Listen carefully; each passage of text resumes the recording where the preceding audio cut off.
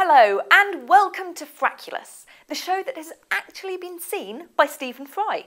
Yeah, we got a bit excited by that last week. You can actually check it all out here. Good on him for not being at all offended when we accused him of being, in his own words, a pornista. This week there's less porn, but still a whole load of goodness. Watch on. If there's a lack of gaming app love here at Frackulous, it's because generally I'm completely rubbish at them. It's only the least strategic, most basic that I can master. But when I saw there was a new game on the block bearing striking similarities to Tap Tap Revenge, but that this time it involved lyrics, I suddenly remembered Tap Tap Revenge being one of the 5 games I've actually mastered. And so I bring you Lyric Legend. If you've played Tap Tap Revenge, you'll be familiar with the gameplay. Tap the bubbles as the lyric is sung, hold it if the singer holds it, and tap the orbs in time if there's no lyrics. It's pretty simple, and in fact, even I picked it up in a few seconds.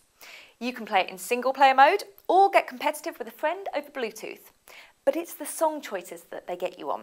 3 come free, Vampire Weekend, All American Rejects and Metric, but it's not the ones you'll recognise. The store, however, is bursting with songs you'll love, from Elton John to Lily Allen. And at 99 cents a pop, this is where the game manufacturers are going to make all of their money. So you heard it here first. Lyric Legend is the new Tap Tap Revenge. Who knows, it could even be the new Angry Birds.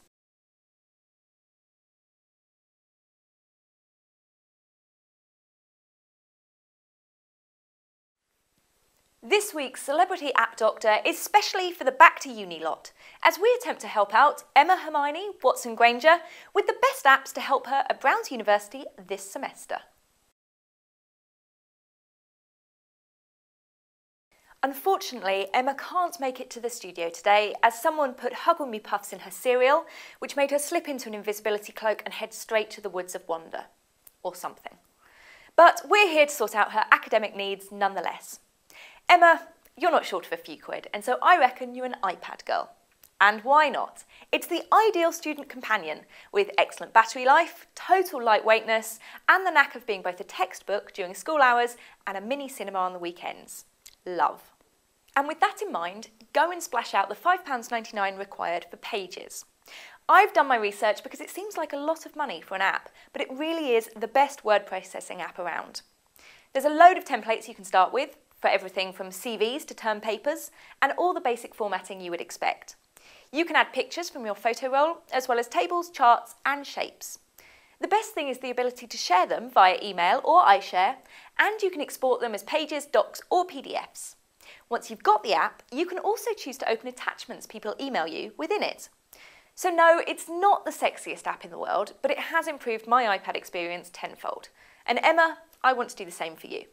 Love your new haircut, by the way.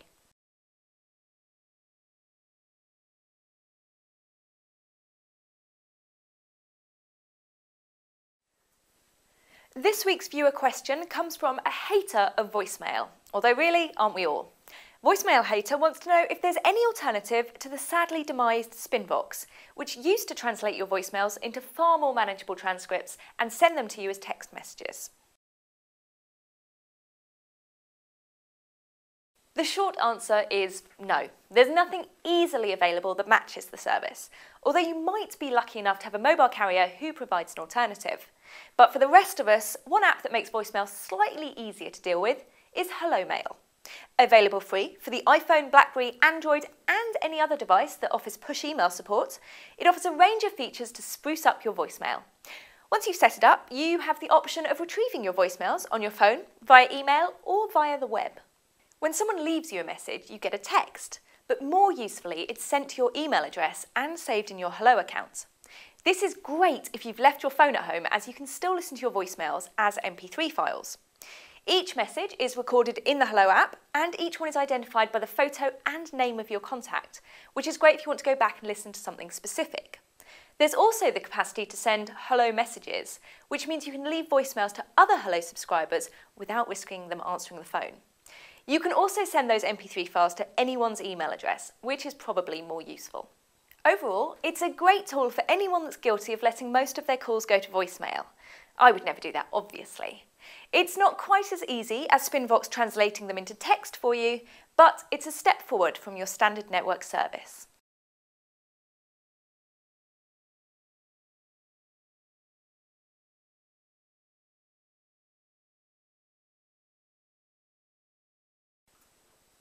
As a general rule of thumb, the browser devices shipped with is at best adequate and at worst a bit of a sodding nightmare. It's no surprise, therefore, that there's a roaring developer trade in creating alternatives. In this week's app challenge, Will's got a BlackBerry alternative for you, whilst I've found something that makes the iPad everything you want it to be internet browsing wise. BlackBerry, amazing for email, shocking for the web. BlackBerry is rectifying this, but until the Torch and BlackBerry 6 are available over here, you need Opera Mini instead. Opera Mini doesn't just bring newfangled things like tabs, it covers off the basics, like loading web pages so they don't look like they were built in 1997. It's not perfect, it breaks the Storm 2 paradigm, for example, selecting links on just a press rather than a click, making navigating a bit hit and miss, and its non-standard menus make it feel very on BlackBerry. But overall, it's faster, a whole lot nicer to use than the built-in browser, and very much less likely to make you want to tear your eyes out. Happy times. iLunaScape is a free alternative browser for the iPad. There's no gimmicks, such as split-screen browsing, but it is something more akin to what you might be used to on your desktop. They've also thought a lot about how you hold the iPad, so you'll find most of the controls at the bottom of the screen where your thumbs sit. There's a history button, a home button, bookmarks, and a somewhat unnecessary screen capture button. The best bit is probably the tabs you can load, which is currently set to a maximum of 6. They're easier to navigate between than Safari's various pages, as they're all here at the bottom of the browser.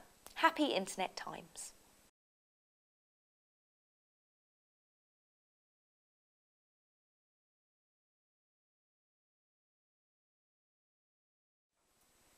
We talk a lot about the hot new apps out there, but we felt we'd be neglecting our duties if we didn't mention some of the apps no sane person should be without. So, every so often, we'll be looking at a classic app in the hope that we're helping the world become a better place. First up, Shazam. Shazam Encore is the paid-for version of the classic Shazam app that will identify any song you care to throw at it. Whilst the free version limits the number of songs you can tag to 5 per month, which is when you send a request to Shazam asking for it to identify what you're listening to, the paid version lets you do this as many times as you want. From there, you can discover similar music, find out if the artist is touring, buy tickets to any gigs, and of course, buy the MP3 from Amazon. Shazam is available on a whole load of handsets, including the iPhone, BlackBerry, Android, Nokia, and Windows phones, so you're pretty much covered no matter what your handset of choice is. There's the free version with 5 tags a month and ads, or you can go premium with Shazam Encore for £2.99.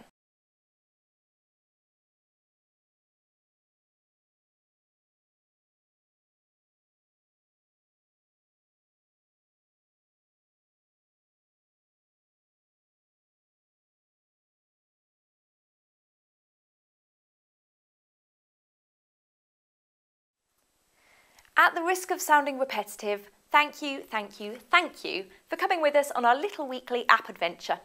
Join us at your convenience next week for some of the same with just the right amount of different. Want more? There is a veritable plethora of options available to you. Follow us on Twitter. Fan us on Facebook. Subscribe on YouTube. Subscribe on iTunes. Tell us your thoughts in the comments at www.frackulous.com, and finally email us on yo@frackulous.com. Phew.